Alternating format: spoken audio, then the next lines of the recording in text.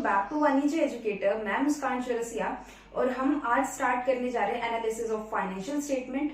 इसको मैंने 3 पार्ट्स में डिवाइड किया है। पार्ट 1 में हम कैश फ्लो स्टेटमेंट के बेसिक्स सीखेंगे। पार्ट 2 में हम एक फुल फ्लेज क्वेश्चन करेंगे कैश फ्लो स्टेटमेंट का। पार्ट 3 में हम कॉमन कंपैरेटिव साइज स्टेटमेंट हम करेंगे। ये तीनों के तीनों जो टॉपिक्स है ये मिलकर 10 मार्क्स कवर कर रहे हैं, यानी कि ये यूनिट 10 मार्क्स की है। तो जब भी आप ये वीडियो देखिए, आप तीनों के तीनों सीक्वेंस में देखिए, आपको ज्यादा अच्छे से समझ में आएगा। बिना टाइम वेस्ट करे हम चलते हैं अपने बेसिक्स पर, जो कि है कैश फ्लो स्टेटमेंट के। सबसे पहले हम जानते हैं कैश फ्लो स्टेटमेंट होता क्या है। कैश का जो फ्लो होता है वो 2 तरीके का होता है। एक कैश इनफ्लो होता है, कैश आउटफ्लो होता है। इनफ्लो नाम से ही पता चल रहा है जो चीज आ रही है, मतलब कि कैश जो हमारे पास आ रहा है। कैश का आउटफ्लो यानी कि जो हमारा जा रहा है, यानी कि जो हम रीपे कर रहे हैं या पे कर रहे हैं। और इनफ्लो यानी कि जो हमारे को रिसीव हो रहा है। तो कैश का जो इनफ्लो है और जो कैश का आउटफ्लो है, उन दोनों को मिलाकर हम एक स्टेटमेंट बनाते हैं, उसे हम बोलते हैं कैश फ्लो स्टेटमेंट। तो सबसे पहले हम जान लेते हैं कि कैश हम किस किस चीज को कंसीडर करते हैं अपने कैश फ्लो स्टेटमेंट में। हम कैश फ्लो स्टेटमेंट में कैश को कैश एंड कैश इक्विवेलेंट से डिनोट करते हैं, यानी कि कैश को कैश एंड कैश इक्विवेलेंट से डिनोट करते हैं। अब उसमें क्या क्या चीजें आ जाती है। सबसे पहले तो आता है कैश एट बैंक और cash in hand, cash in hand. Next आ जाएगा हमारे पास मार्केटेबल सिक्योरिटीज, करंट इन्वेस्टमेंट्स। जो हमारे मार्केटेबल सिक्योरिटीज है और जो करंट इन्वेस्टमेंट्स है वो आ जाएंगी इसमें। नेक्स्ट आ जाएगा हमारा ड्राफ्ट्स और आ जाएंगे हमारे चेक्स। तो ये हमारे पास क्या है, कैश एंड कैश इक्विवेलेंट आ जाएगा, यानी कि ये हमारे पास पैसा है, ये हमारा कैश है। अब हम सबसे पहले स्टार्ट करते हैं अपना cash flow statement. Cash flow statement को हमने 3 एक्टिविटीज में डिवाइड किया है। सबसे पहली एक्टिविटी है operating activity, operating activity. Next activity है हमारी investing activity and the last one activity is financing activity. तो सबसे पहले हम स्टार्ट करते हैं, ये तीनों एक्टिविटीज है, तीनों में सबसे पहले हम स्टार्ट करेंगे फाइनेंसिंग एक्टिविटी से, फिर मैं आपको बताऊंगी इन्वेस्टिंग क्या होती है, फिर हम करेंगे ऑपरेटिंग एक्टिविटी क्या होती है। फाइनेंसिंग एक्टिविटी का बेसिक मीन क्या होता है कि जो चीज हमारी कैपिटल में चेंज लेके आ रही है, चेंज इन कैपिटल, यानी कि कैपिटल में जो भी चीजें चेंज होंगी, मतलब जिस भी तरीके से हमारी कैपिटल चेंज होगी, वो हमारी फाइनेंसिंग एक्टिविटी का पार्ट है। तो यानी कि फाइनेंसिंग एक्चुअल में क्या होता है, फाइनेंस का मतलब क्या होता है, पैसा। तो पैसा उठा रहे हैं, यानी कि जितना भी हम पैसे से रिलेटेड पैसा उठाएंगे, किस लिए, अपने बिजनेस को आगे बढ़ाने के लिए, या फिर और जो भी हमारा काम चल रहा है उसको और आगे काम करने के लिए। तो फाइनेंसिंग एक्टिविटी में कैपिटल का चेंज होता है, यानी कि पैसा आएगा या पैसा जाएगा, और वो क्या होगा, लॉन्ग टर्म भी हो सकता है, वो शॉर्ट टर्म भी हो सकता है। तो इसमें हम देखते हैं चेंज इन कैपिटल। कैपिटल में चेंज आने से क्या क्या हमारे पास आइटम्स आएंगी, यानी कि क्या क्या हमारी ट्रांजैक्शन होगी। 2 तरीके की ट्रांजैक्शन होगी, एक तो हमारी इनफ्लो की ट्रांजैक्शन, एक वो होगी हमारी आउटफ्लो की ट्रांजैक्शन।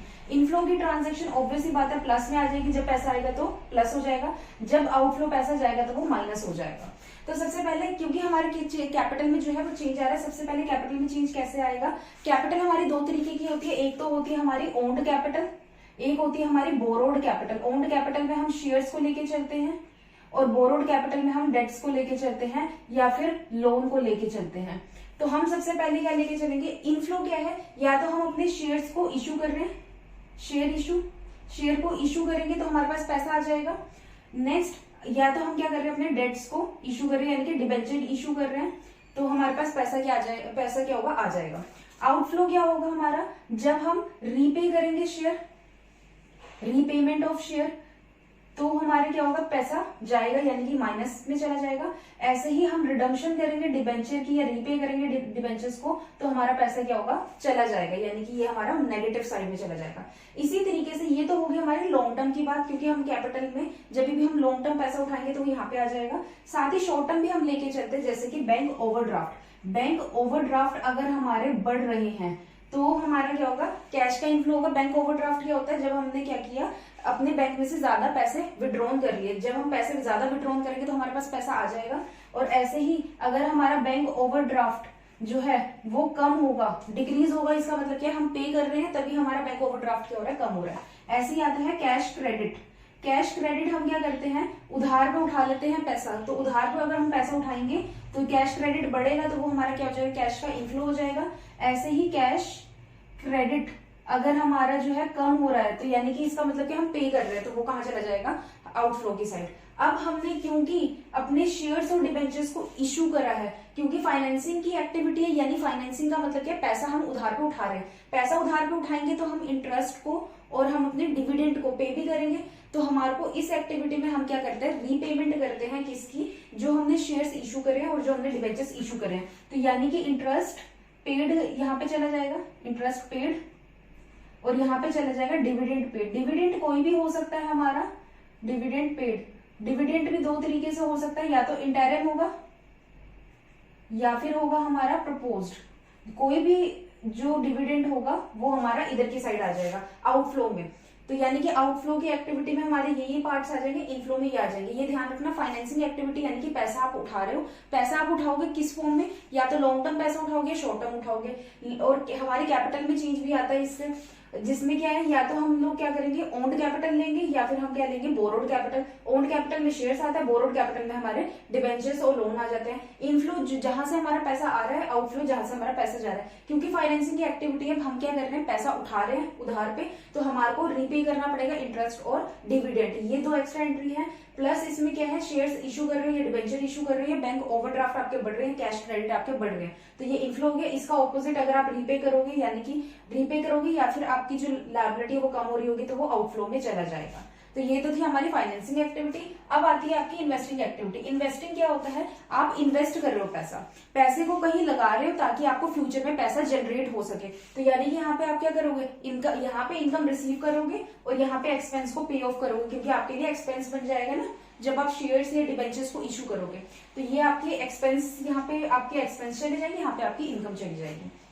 इन्वेस्टमेंट आपकी दो तरीके की होगी, या तो आप फिक्स्ड एसेट्स में इन्वेस्ट कर दो, या फिर आप इसमें फिक्स्ड इन्वेस्टमेंट्स में आप जो है इन्वेस्ट कर दो, या तो फिक्स्ड एसेट्स या फिक्स्ड इन्वेस्टमेंट। इसे आप नॉन करंट एसेट्स और नॉन करंट इन्वेस्टमेंट भी कह सकते हो। तो इसमें सबसे पहली चीज क्या आ जाएगी, आगे इन सबको मिला के हमारा क्या होगा, कैश का इनफ्लो और आउटफ्लो बनेगा, जो कि कैसे होगा, इनफ्लो एक्टिविटी और हमारी क्या होगी, आउटफ्लो एक्टिविटी, जिसमें इनफ्लो क्या हो जाएगा, ऐड हो जाएगा, आउटफ्लो क्या हो जाएगा, लेस हो जाएगा।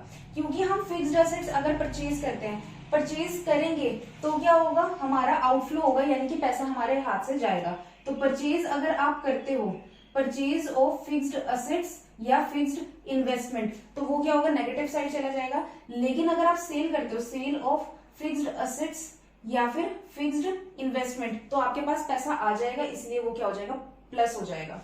साथ ही साथ आपने क्या कर रखा होगा, और भी बहुत सारी जगह आपने इन्वेस्ट कर रखा होगा। अगर आपने शेयर्स जो है खरीद रखे हैं या आपने डिबेंचर्स ले रखे हैं, तो उस सिचुएशन में आपके पास क्या होगा, इंटरेस्ट और डिविडेंड रिसीव होगा। ये ध्यान रखना, शेयर्स के ऊपर हमेशा डिविडेंड मिलता है, इंटरेस्ट जाता है हमारा बोरोड कैपिटल पे। बोरोड कैपिटल यानी कि डिबेंचर्स और लोन के ऊपर आपका क्या जाएगा, इंटरेस्ट जो है वो जाता होता है। तो अगर हमने शेयर्स जो है वो ले रखे हैं, तो हमारे पास पैसा कैसे आएगा, डिविडेंड रिसीव हो जाएगा, डिविडेंड रिसीव्ड। और अगर आपने डिबेंचर्स ले रखे हैं तो आपके पास क्या आ जाएगा, इंटरेस्ट रिसीव्ड। इंटरेस्ट रिसीव्ड और कोई भी इनकम हो सकती है आपकी, रेंटल इनकम, रेंट रिसीव हो गया आपको, या फिर आपको और कोई इनकम रिसीव हो जाए इन सब फॉर्म्स के अदर देन, वो सारी इसमें आ जाएगी। जो भी आपने इन्वेस्टमेंट पॉइंट ऑफ व्यू से आपने कोई भी आपने इन्वेस्टमेंट पॉइंट ऑफ व्यू से आपने पैसे को कहीं इन्वेस्ट कर रखा है और उसके थ्रू अगर आपको इनकम जनरेट हो रही है, वो सारी की सारी कहाँ जाएगी, इन्वेस्टमेंट एक्टिविटी में। और इन्वेस्टमेंट एक्टिविटी में हमेशा ध्यान रखना, आपको इनकम रिसीव होगी, ठीक है, इनकम रिसीव यहाँ चली जाएगी। और जो आप पे करोगे एक्सपेंसेस, आप कहाँ से पे ऑफ करोगे, यहाँ से करोगे फाइनेंसिंग एक्टिविटी से। तो ये दो एक्टिविटीज क्लियर होगी, ये कवर है।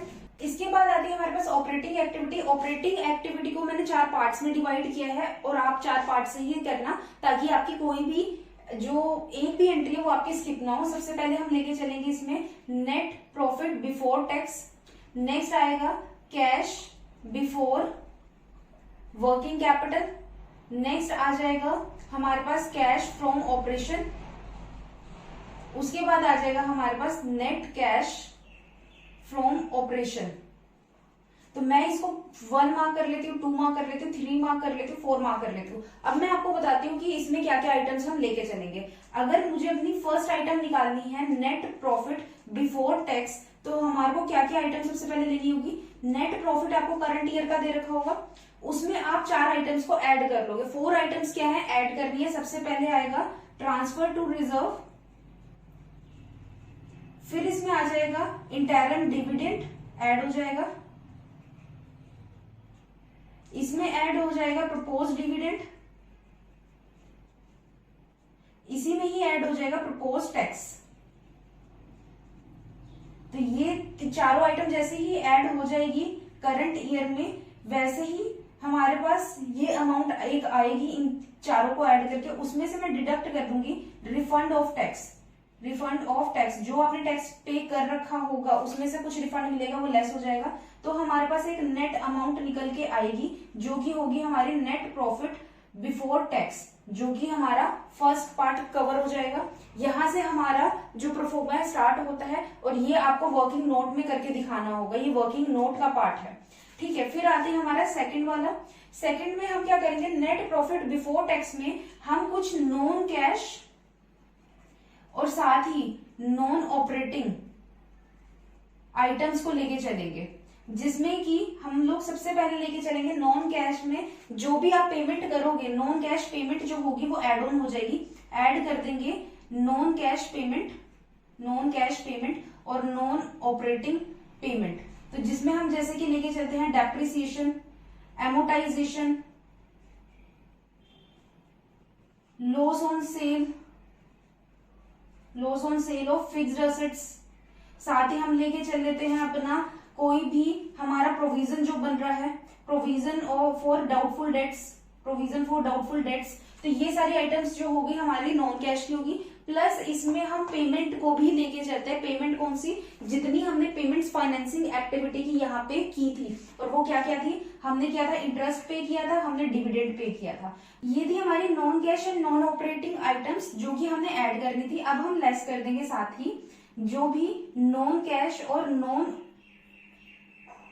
ऑपरेटिंग आइटम्स हैं, जो कि हमारे लिए क्या है, इनकम है, जो हमारे लिए इनकम है, क्योंकि ये सारे तो हमारे एक्सपेंसेस थे, ये हमने ऐड कर दिए थे, और जो हमारे लिए इनकम होगी वो हम क्या कर देंगे, लेस कर देंगे। अब जैसे कि हमारे लिए क्या होगा, gain on sale of fixed asset, gain on sale of fixed assets हो जाएगा हमारा।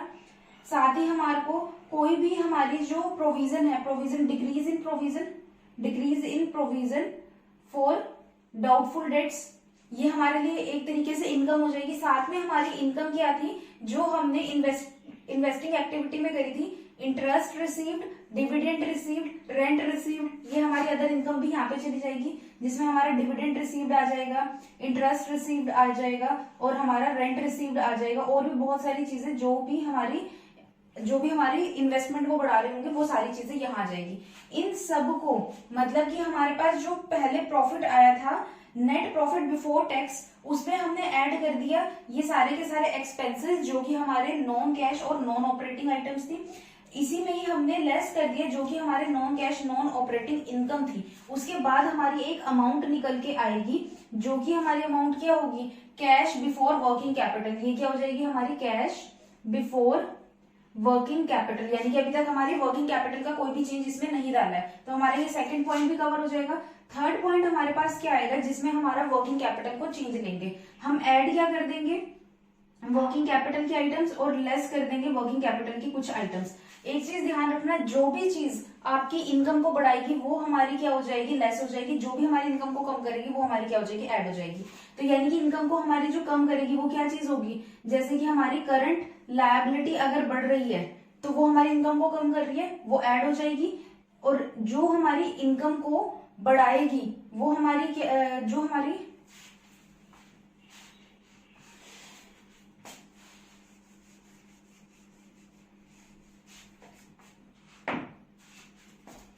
नेक्स्ट आएगा हमारा वर्किंग कैपिटल में जितना भी चेंज आएगा वो सारा हम इसमें लेके चलेंगे, ऐड कर देंगे हम अपना जो भी चीज हमारी इनकम को कम करेगी, यानी कि हमारी इनकम को जो भी चीज कम करेगी वो हमारी ऐड हो जाएगी, और लेस क्या हो जाएगी हमारी जो भी चीज हमारी इनकम को बढ़ाएगी। और वर्किंग कैपिटल में हम क्या लेके चलते हैं, एक तो करंट असेट लेके चलते हैं, करंट लायबिलिटी लेके चलते हैं। तो इनकम हमारी कम कब होगी, जब हमारी करंट लायबिलिटी बढ़ जाएगी और हमारे करंट असेट्स क्या हो जाएंगे, डिक्रीज हो जाएंगे। ये दोनों आइटम हमारी इनकम को कम कर देगी, तो ये दोनों चीजें हमारी क्या हो जाएगी, ऐड हो जाएगी। और लेस हम कर देंगे जो हमारी इनकम को बढ़ाएगा। इनकम हमारी कैसे बढ़ेगी, जब हमारी करंट लायबिलिटी बढ़ जाएगी, सॉरी करंट लायबिलिटी जब हमारी कम हो जाएगी और जो हमारी करंट एसेट्स हैं वो हमारे बढ़ जाएंगे, वैसे ही हमारी इनकम क्या हो जाएगी, बढ़ जाएगी।